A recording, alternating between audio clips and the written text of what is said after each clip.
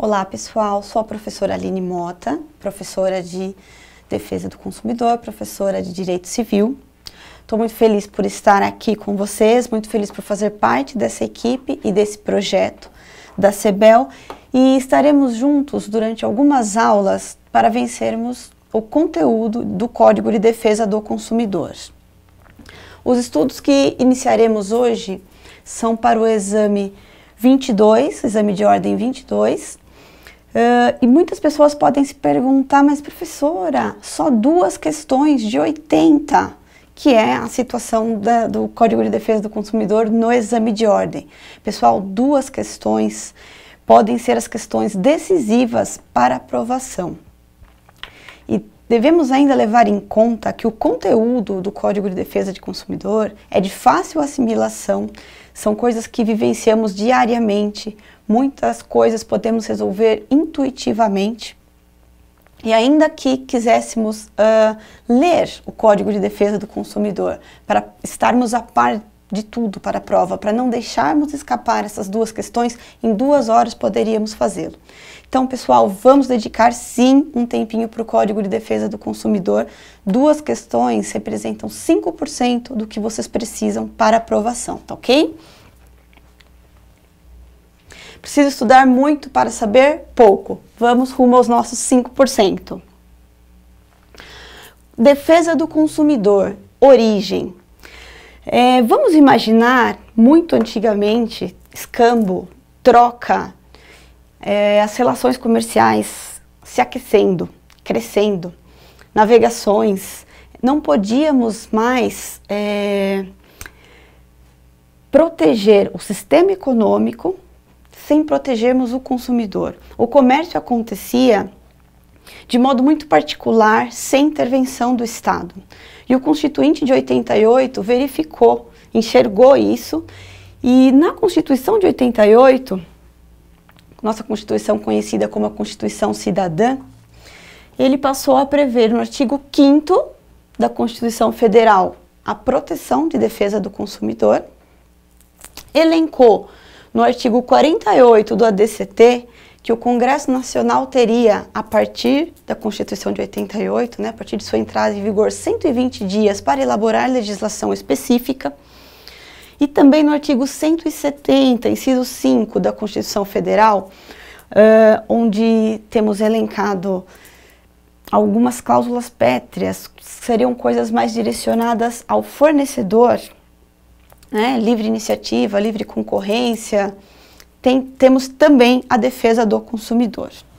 Então, passou a haver uma intervenção do Estado para que pudesse se proteger o sistema econômico, o capitalismo e o fornecedor. Com essa elaboração do Código de Defesa do Consumidor, que afinal nos trouxe a Lei 8.078 de 90, se pararmos para pensar, verificaremos que da entrada em vigor da Constituição para 90, tivemos aí um delay muito maior do que 120 dias, Então, o Congresso Nacional não elaborou a lei em 120 dias. Mas, em 90, entrou em vigor o Código de Defesa do Consumidor, legislação específica para defender o consumidor nas relações de consumo. Antes disso, tínhamos apenas o Código de 16, que, por óbvio, em muitas situações não alcançava o que se pretendia proteger. E embora tenha havido essa demora, e contamos hoje aí com uma lei super jovem, uma lei que não tem nem 30 anos, é uma lei super moderna, mesmo se comparada à legislação consumerista de outros países. Bom, temos inicialmente a Constituição Federal, regra mãe, a qual todas as outras leis devem estar subordinadas. Nesse inteirinho, aqui abaixo da Constituição Federal vamos ter direito civil, penal, administrativo, processual, e podemos considerar que o Código de Defesa do Consumidor, ele vem tangenciando e ele de alguma forma participa de toda essa legislação, ele está interligado, porque podemos ter reparação, podemos ter crime, podemos de alguma forma elencar o Código de Defesa do Consumidor com toda essa legislação. Então temos em uma parte superior a Constituição Federal, as outras legislações nacionais vigentes e o Código de Defesa do Consumidor as tangenciando. Elementos subjetivos da relação de consumo, os elementos subjetivos que devemos considerar para verificarmos a existência da relação de consumo e se haverá ou não a aplicação do Código de Defesa do Consumidor. Por quê? Das relações de consumo, vamos aplicar a proteção, vamos consultar o Código de Defesa do Consumidor. Das relações civis, aplicaremos o Código Civil. Então, antes de qualquer coisa, temos que verificar se houve a relação de consumo. Elementos subjetivos da relação de consumo poderão ser pessoa física ou jurídica. A pessoa física ou jurídica podem figurar tanto como consumidor quanto como fornecedor. A pessoa física como consumidora é a coisa mais fácil de pensarmos, mais fácil de entendermos, porque é o nosso dia a dia. O almoço na padaria, o café, a pessoa física que se dirige a um estabelecimento comercial para adquirir uma coisa qualquer. Então é muito fácil visualizarmos a pessoa física como consumidora. A pessoa jurídica consumidora. Teremos que trabalhar um pouco mais o conceito para podermos diferenciar quando a pessoa jurídica será vista como consumidora ou não, ou como fornecedora, tá? Com relação a esses elementos subjetivos, onde vamos, neste momento, identificar consumidor. Então, podemos extrair do Código de Defesa do Consumidor, seu artigo 2º, que consumidor poderá ser pessoa física ou jurídica que adquira ou faça uso de bem ou serviço, tá? Fazer uso de bem ou serviço. Uma pessoa física, como já comentei, que adentra uma padaria, que faz uma refeição, que toma um café, que compra uma roupa. Consumidor, para seu uso, para sua satisfação. Que contrata um serviço, um técnico de informática para fazer manutenção do seu computador, um mecânico que faz uma manutenção do seu carro. A pessoa jurídica, que será consumidora, quem pode ser? Pode ser a própria padaria que adquiriu um produto de limpeza para fazer a limpeza ali na padaria. Não poderá ser quando ela adquirir produtos que vai vender naquele local. Então, o que vai definir consumidor? Para definirmos consumidor, vamos pensar em duas teorias. Teoria finalista e teoria maximalista. A teoria finalista, ela vai definir consumidor de acordo com a finalidade para a qual ele adquiriu o produto ou contratou o serviço. Finalista, finalidade.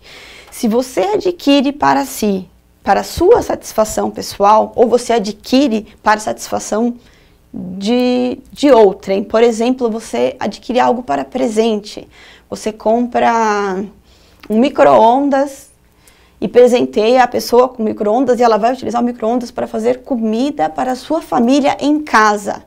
Então, ela, embora não tenha comprado, ela ganhou o produto de você, ela é consumidora, final. Ela está usando para uma finalidade própria.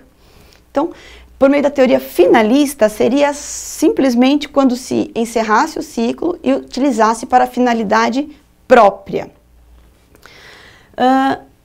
O que fez com que a teoria finalista fosse superada pela maximalista, que é a mais aceita hoje, é com relação a essa finalidade própria, que por vezes deixava de aplicar o Código de Defesa do Consumidor em relações necessárias.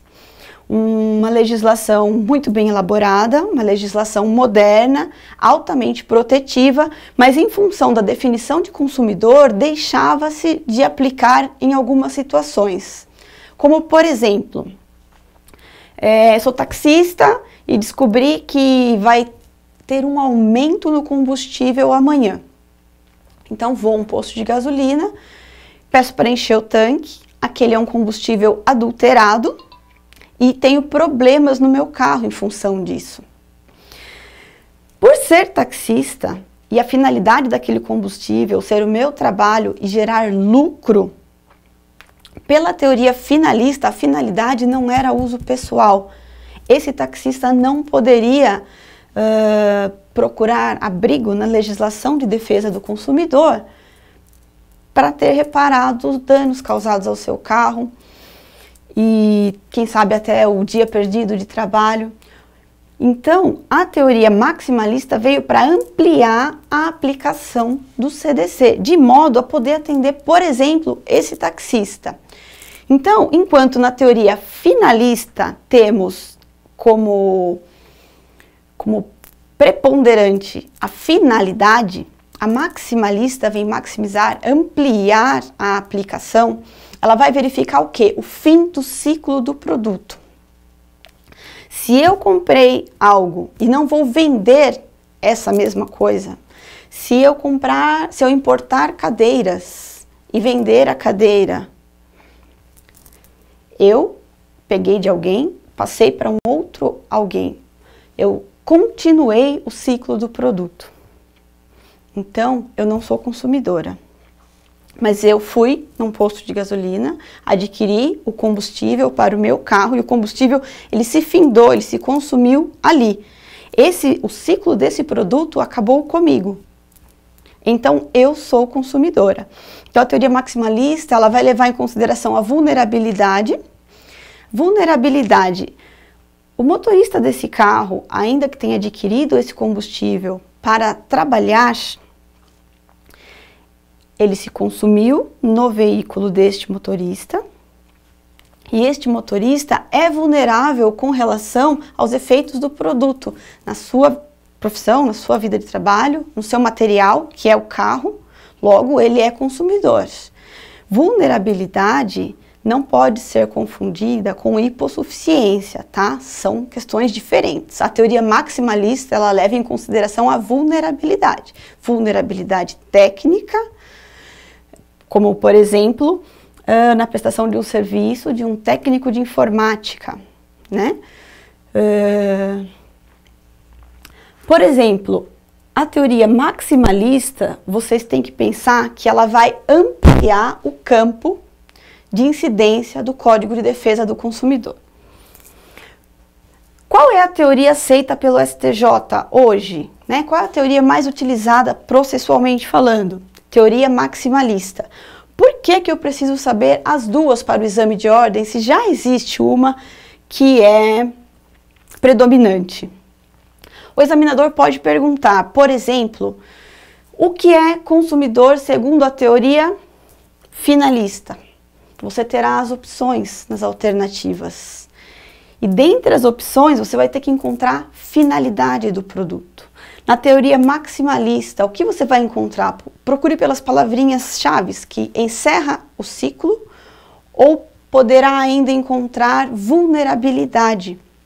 Ou ainda, o examinador pode dizer que você, na pessoa de advogado de uma pessoa jurídica, um fornecedor, foi acionado para defendê-lo, claro, de modo a fazer com que não se aplique o Código de Defesa no Consumidor a determinado fornecedor. Fazer com que ele responda pelo processo civil, que por vezes é mais benéfico para o fornecedor. Então, você na pessoa de advogado do fornecedor, né, da pessoa jurídica, se você adotar a teoria finalista, ela será mais benéfica. Por quê? Porque ela reduz o campo de aplicação da legislação do CDC. Tá ok? Então, existem ainda outras teorias, mas para o exame de ordem, essas duas são suficientes. A responsabilidade do fornecedor é uma responsabilidade objetiva. Sim, há uma exceção, veremos adiante. Mas ele precisa de nexo de causalidade e dano. Via de regra, para aplicação do CDC, não se verifica culpa, tá? Bom, definimos quem é consumidor pela teoria finalista, finalidade, maximalista, vulnerabilidade, e o consumidor por equiparação. Quem seria? O consumidor por equiparação, ainda que ele não tenha sido a pessoa que adquiriu o produto, que contratou o serviço, ele sente os efeitos desta relação. Por exemplo, um casal contratou um buffet para uma festa de casamento e os convidados, após jantarem, beberem, festejarem, muitos dos convidados passaram mal, foram hospitalizados e, mediante exames, verificou-se que o que fez mal foi a comida, que tinha um item estragado, por exemplo. Quem é consumidor? Quem contratou o serviço? O casal.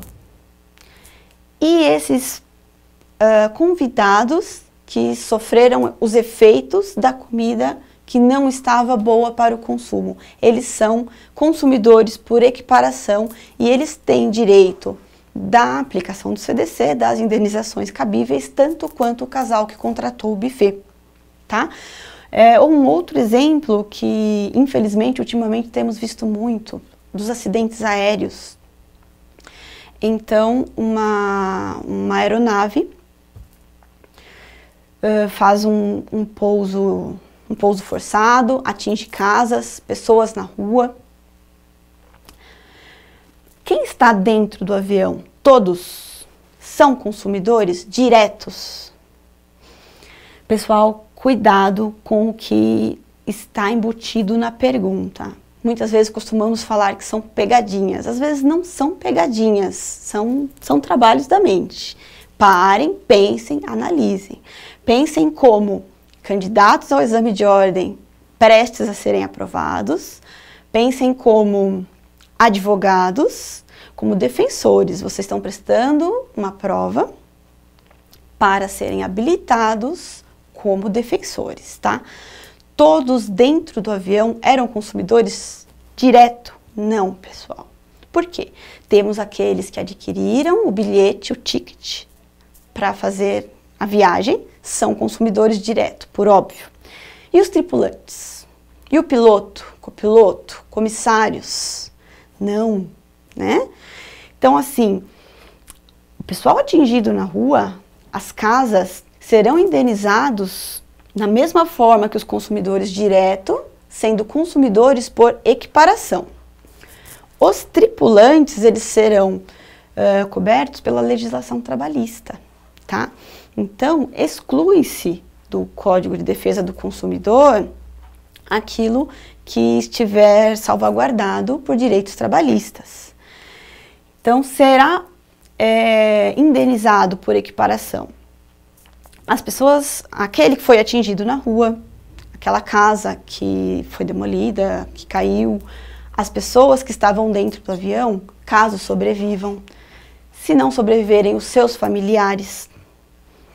Então, considerando dessa situação, deste acidente, aqueles que adquiriram o bilhete são consumidores, aqueles que foram atingidos pelo acidente são consumidores por equiparação, assim como seus familiares, caso esses não sobrevivam para receber aquilo ao que tem direito, tá ok? Fornecedor tem responsabilidade objetiva. Vai ser verificado se houve ou não e de quem foi a culpa com relação ao acidente, assim como com relação ao buffet que serviu uma alimentação imprópria, para depois então essas pessoas terem direito à reparação dos danos sofridos? Não. Por quê? Porque o Código de Defesa do Consumidor, ele impõe ao fornecedor responsabilidade objetiva. Nexo de causalidade e dano serão suficientes para que eles tenham direito à indenização. Tá ok?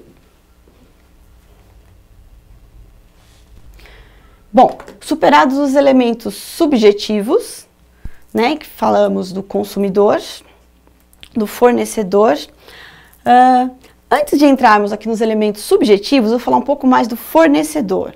Fornecedor pode ser pessoa física ou jurídica, pública ou privada e ainda entes despersonalizados, né, que forneçam produto ou serviço com o intuito de obter lucros. Mas, professora, ente despersonalizado? Vou dar um exemplo para vocês. Massa falida, tá ok? Para que isso não fique assim muito abstrato e caso você verifique uma situação na sua prova, você consiga identificar.